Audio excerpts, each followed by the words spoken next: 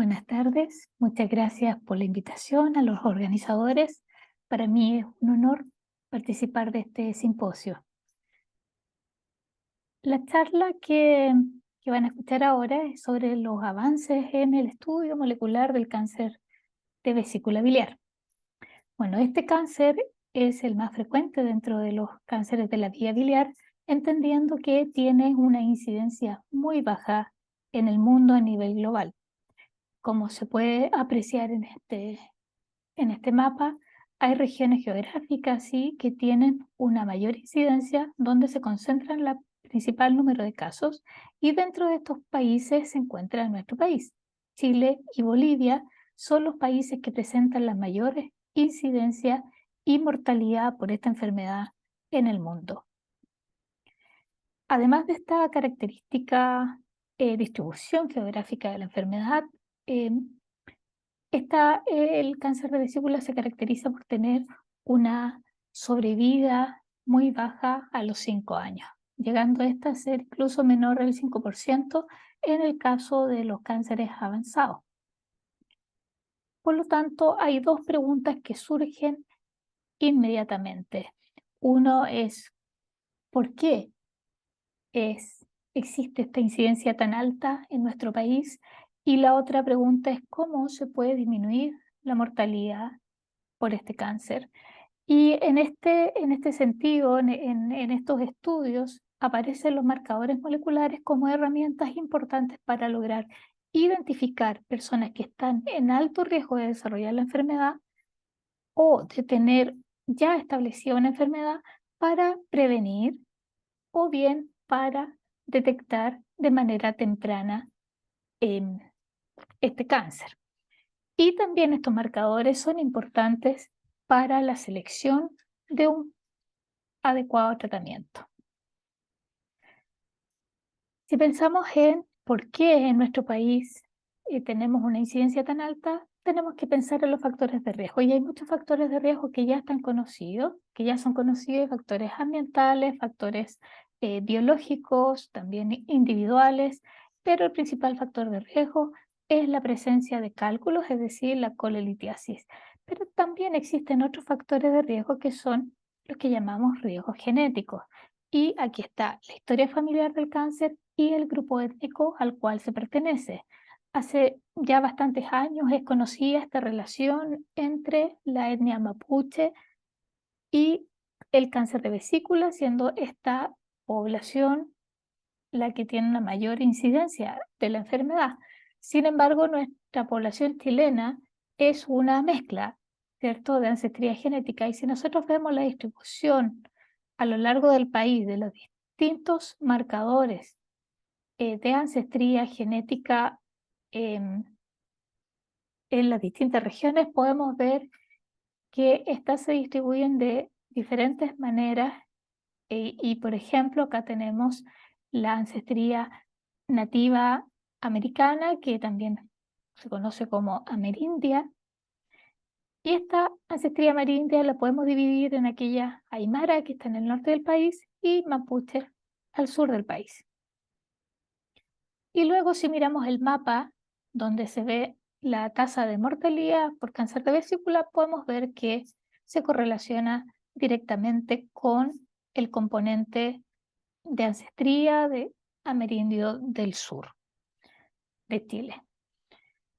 Esto es importante porque ya no estamos hablando de un grupo étnico en particular, sino que estamos hablando de una población completa que tiene distintos porcentajes de estos marcadores ancestrales de ancestrías amerindias. Y mientras mayor porcentaje de estos marcadores nosotros tengamos en nuestro genoma, mayor va a ser el riesgo de tener esta enfermedad.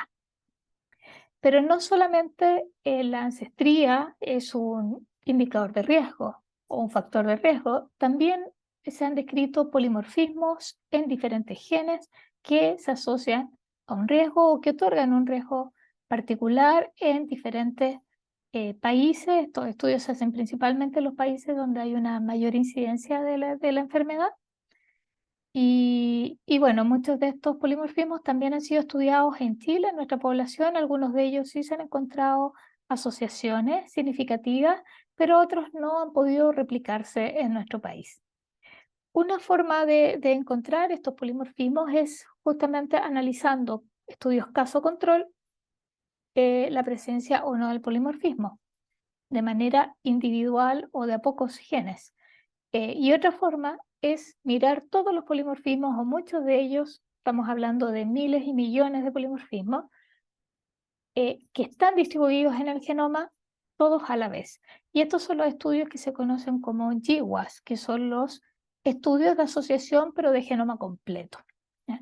Y de estos estudios, por supuesto, es más complejo hacerlos y solamente hay un estudio grande que tiene un resultado importante y encontraron 3 polimorfismos en 2 genes que confieren un mayor riesgo en la población en India. En Chile todavía, a pesar de que estamos intentando hacer este tipo de estudios, todavía no llegamos a tener un número suficiente de casos para obtener resultados o marcadores significativos. No obstante, si nosotros consideramos solamente los polimorfismos que fueron descritos en la población de la India y vemos el riesgo que confieren estos polimorfismos en nuestra población, en pacientes haciendo estudios de caso control en nuestra población, vemos que efectivamente estos polimorfismos también confieren un riesgo que es significativo en población chilena. Sin embargo, si nosotros estratificamos ahora a esta población chilena de acuerdo a su componente amerindio del sur, vemos que el, el riesgo es mucho mayor y significativamente mayor en aquellos grupos de personas que tienen un componente amerindio mayor al 42%. Más aún, en aquellas personas que tienen un componente menor a este 42%, ya no es significativa la asociación.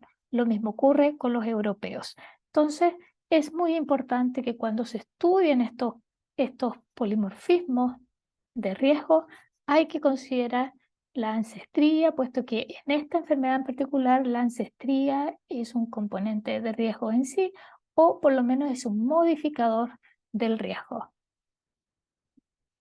Tampoco hay que olvidar que existen casos en que hay agregación familiar de esta enfermedad, es decir, hay familias en las cuales se encuentran descritos varios casos de la enfermedad. Y en los últimos años esto ha sido un tema importante, está volviendo a ser tema. Y aquí, por ejemplo, en este estudio, en Estados Unidos se encontraron 5 pacientes que, que presentan mutaciones en genes que producen cánceres hereditarios y teniendo o no teniendo historia familiar de cáncer.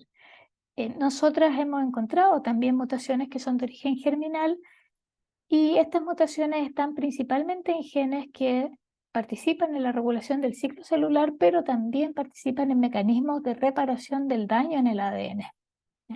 Estos datos no están publicados aún, pero se condicen con aquellos publicados por un grupo eh, recientemente que analizó un número importante de pacientes de China.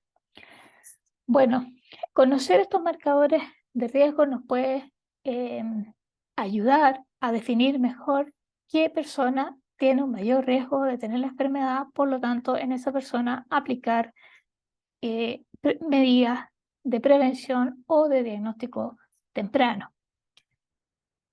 Pero también es importante conocer los cambios que ocurren en el tumor para poder detectar este tumor de manera más temprana. Y se han hecho muchos esfuerzos, la verdad, por implementar algún modelo en el cual estos cambios moleculares se vayan asociando a los estadios de la enfermedad, considerando esta enfermedad desde la colelitiasis crónica, que da inicio, en teoría, a la enfermedad, pasando por la displasia y llegando al cáncer invasor.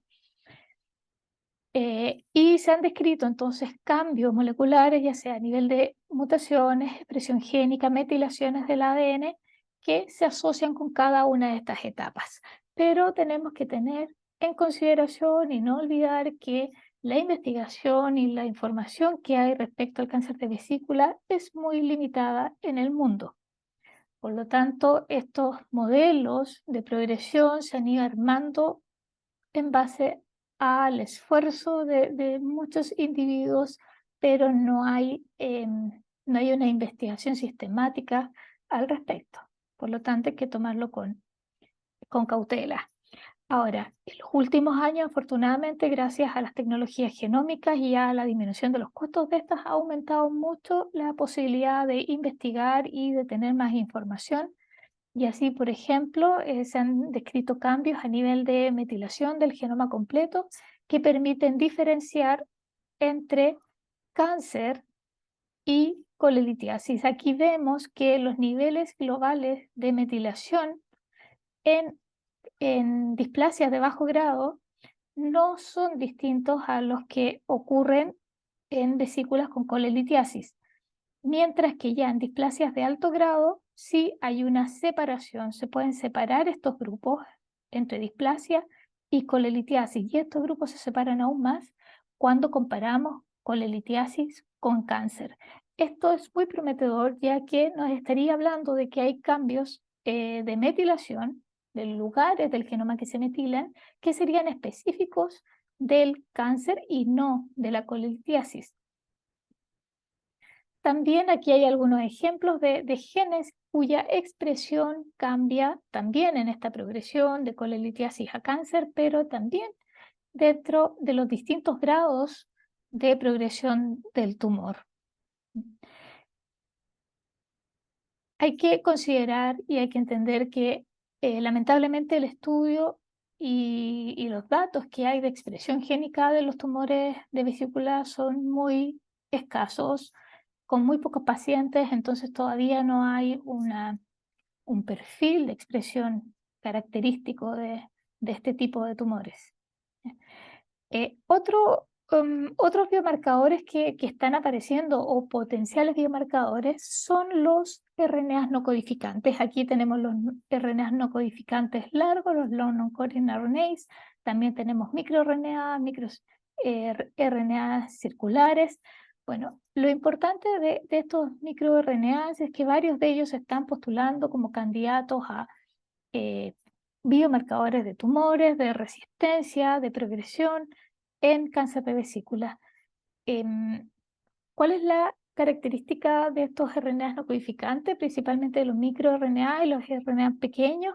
Es que son relativamente fáciles, relativo entre comillas, de detectar en biopsia líquida. Por lo tanto, em, son una herramienta, vendrían a ser una herramienta importante en caso de querer, en caso de que sirvan como biomarcadores. También, al igual que la expresión génica y la metilación, estos son cambios que se han descrito en algunos estudios de investigación, pero todavía queda mucho por investigar y está lejos aún de ser incorporado esta información en la práctica clínica. No es el caso de lo que ocurre con las mutaciones somáticas. Afortunadamente, en los últimos 7 u 8 años, diría yo, ha habido una explosión relativa de estudios en los cuales se ha caracterizado las mutaciones que presentan los tumores del tracto biliar en general y de vesícula. Y una de las cosas que es importante acá señalar es que si bien hay genes que están mutados en los 3 tipos de tumores, también hay diferencia entre ellos, es decir, hay diferencias eh, que no son menores y eso puede ser muy importante al momento de definir las estrategias terapéuticas para los distintos tumores. Y podemos ver entonces que en cáncer de vesícula biliar la mutación más, o el gen que está mutado con más frecuencia es TP53, también está PI3 quinasa, ARID1A, KRAS, está acá, RBB2, son de los genes más mutados. Nosotros hemos hecho algún esfuerzo también por tener esta información en pacientes en Chile y hemos secuenciado el ADN de tumores de tacos o sea, tumores que están fijados de vesicular. Y bueno, si vemos nuestros resultados en los genes que están mutados con mayor frecuencia y los podemos comparar con otras cortes. Está la corte de Gini, que son de Estados Unidos principalmente, de China y de la India, y pueden ver que en todas estas cortes los números son similares. Los números son la frecuencia, el porcentaje de tumores que presentan mutaciones en ese gen. Sin embargo, no son iguales. Hay diferencias importantes en las frecuencias de que se encuentran estas mutaciones y probablemente estas diferencias van más allá de diferencias técnicas que no se pueden descartar. ¿Cuáles son los genes más mutados en los pacientes de Chile? Nosotros analizamos 161 genes y encontramos que los más mutados son los de la vía RTK-RAS y la vía de la PI3 quinasa, además por supuesto P53, pero lo importante de estas vías es que son vías accionables en otros tipos de tumores. También aquí quisiera mostrar este trabajo que es reciente, es del año pasado, y que es un trabajo pequeño, pero tiene algo muy importante, y es que en 5 pacientes solamente, es muy pequeño, pero ellos los autores pueden mostrar que son capaces de detectar mutaciones que están presentes en el tumor, pero lo pueden detectar en biopsia líquida, es decir, en el plasma sanguíneo de las pacientes. Entonces, esto, como digo, es un estudio muy pequeñito, pero sí promete, porque si nosotros queremos encontrar biomarcadores de diagnóstico temprano, entonces tenemos que encontrar una forma de detectar esos biomarcadores de una manera no invasiva, y la biopsia líquida es perfecta para eso. Nuestro grupo también está trabajando en este tema. Bueno, y estas mutaciones no solamente sirven para detectar o conocer el tumor y de esta forma poder detectarlo tempranamente, sino que también para poder dirigir las terapias. Y claro, en los otros tumores sólidos, las terapias dirigidas han sido un boom y han funcionado bastante bien en la mayoría de los casos. Y en los últimos años se han incorporado para los cánceres, se han aprobado algunos para los cánceres hepatobiliares. Lamentablemente el escenario para cáncer de vesícula no es tan bueno, puesto que em, los estudios clínicos que incluyen pacientes con cáncer de vesícula tienen Ns muy pequeños para esta enfermedad, lo que hace que los resultados no sean muy concluyentes. Pero aquí muestro una lista de estudios eh, de los más recientes en que están incorporando o que se han visto algunas terapias dirigidas y usando biomarcadores para definirlo, en algunos casos con éxito, en otros no tanto. Probablemente los inhibidores de PDL1 y de PD1 sean los, los que tienen más éxito, pero usando PDL1 como marcador, o en este caso también se utilizó la carga mutacional como marcadora del- de la terapia inmunológica. Entonces, en cáncer de vesícula, como digo, el panorama no es tan alentador en términos de las terapias dirigidas por este problema que hay con los estudios clínicos y los N, los tamaños, pero también porque estos mismos estudios, que muchas veces son reportes de casos, no están acompañados de un análisis molecular eh, profundo y ni de la identificación de mutaciones accionables. Entonces, nosotros también publicamos hace poco un estudio en el que se incluyen pacientes con cáncer de vesícula, y vimos que en 34 pacientes, en el 70% de ellos encontramos mutaciones accionables, y 38% de ellos, y esto es muy importante, son mutaciones que tienen nivel de evidencia 1, es decir, son mutaciones accionables consideradas por la FDA y que se utilizan en la práctica común. Y para esto nosotros diseñamos un panel de genes, un panel pequeño, son como 20 genes, que se hizo justamente para detectar mutaciones accionables. Y aquí yo quiero señalar las diferencias. Hay estos 3 estudios de Holanda, Estados Unidos y de China que se publicaron el año pasado y ellos detectaron entre 35 y 57% de sus pacientes de los tumores presentan mutaciones accionables, lo cual es muy similar a nuestro 38%.